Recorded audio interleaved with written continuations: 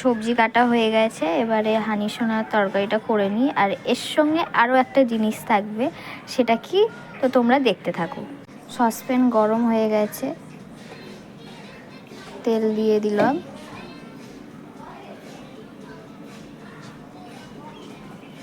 তেল গরম হয়ে গেছে, গোটা গরম মশলা দিয়ে দিলাম, এলাচ, লবঙ্গ, তেজপাতা। এবারে দিয়ে দিলাম পেঁয়াজ কুচি,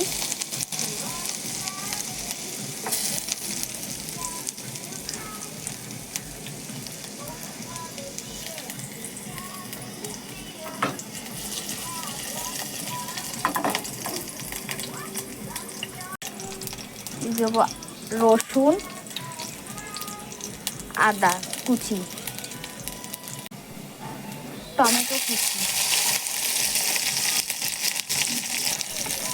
গাজর,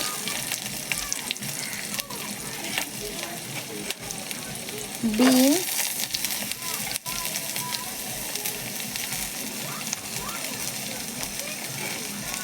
আলু। লাল লাল করে ভাজা হয়ে গেছে, অল্প একটু দেবো নুন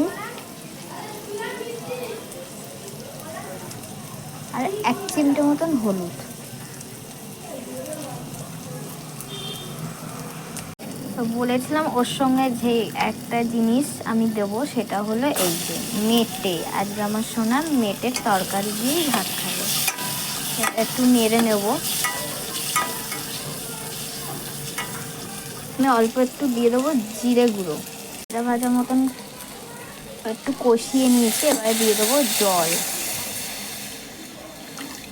এই যে তরকারি ফুটছে, এর মধ্যে আমি ভেজানো চাল দিয়ে দিলাম।